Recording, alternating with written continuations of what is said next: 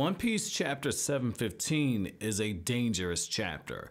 And I chose the word dangerous because this is Oda essentially teasing the fact that at some point Luffy's going to get announced as being in the tournament.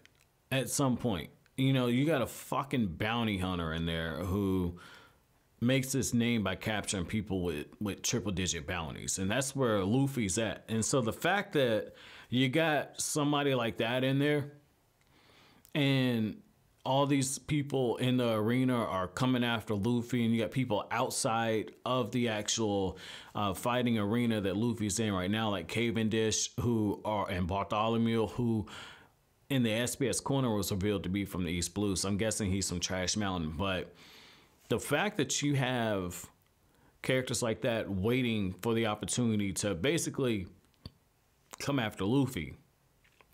And then you got Chinjao, who is coming after Luffy just because of everything that, you know, Garp did to him, right?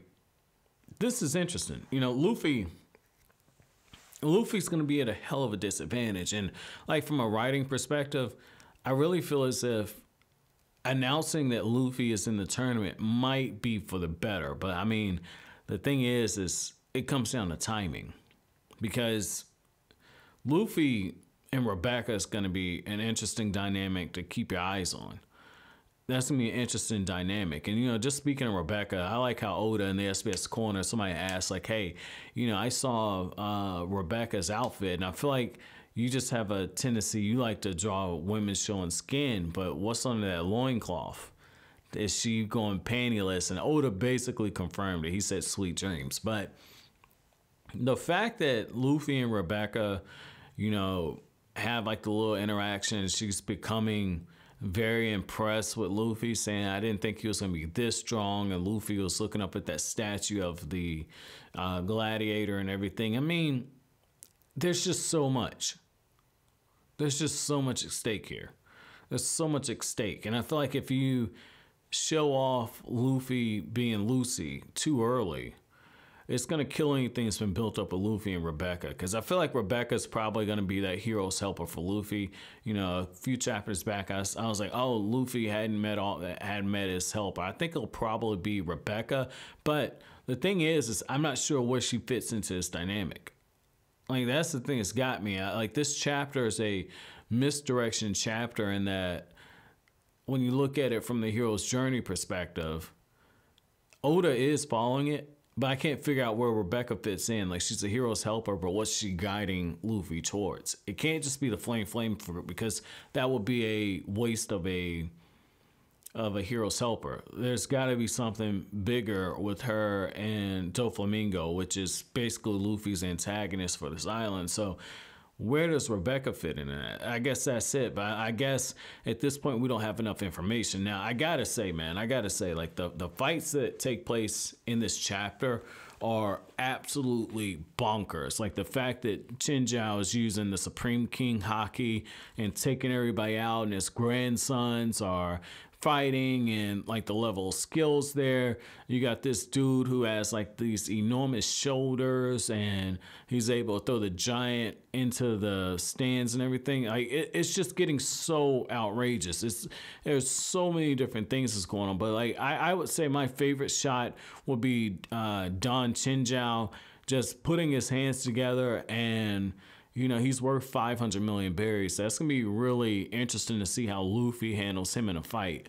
But I like when he puts his hands together and all of a sudden he uses the Supreme King Haki and just completely one-shots a whole shit ton of people.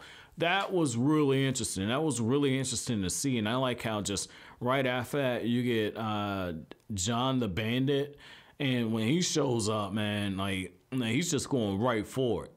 He's going right for it. He don't give a fuck who he's running into, man. He don't give a fuck who he runs into. But I like how during the midst of everything, Luffy says, wait, give me back my helmet.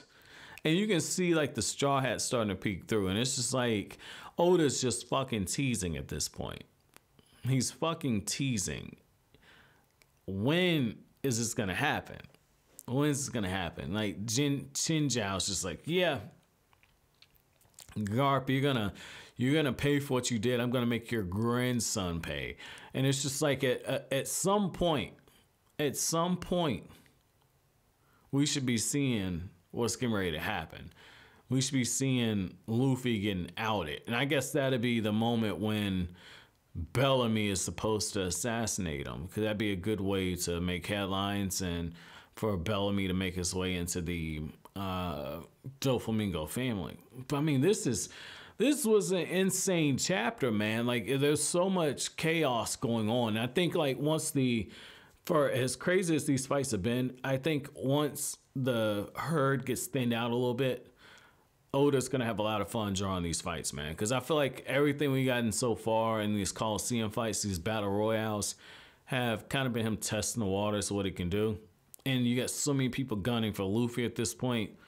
You know, Luffy's fights are pretty intimate, so it's gonna be Luffy one-on-one with a few of these guys. So I mean, this is gonna be really interesting, man. But you know, let me know what you guys thought about Don Chinjao's abilities, man.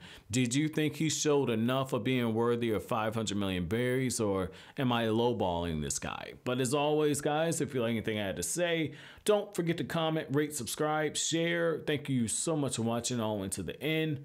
Have an awesome day, guys.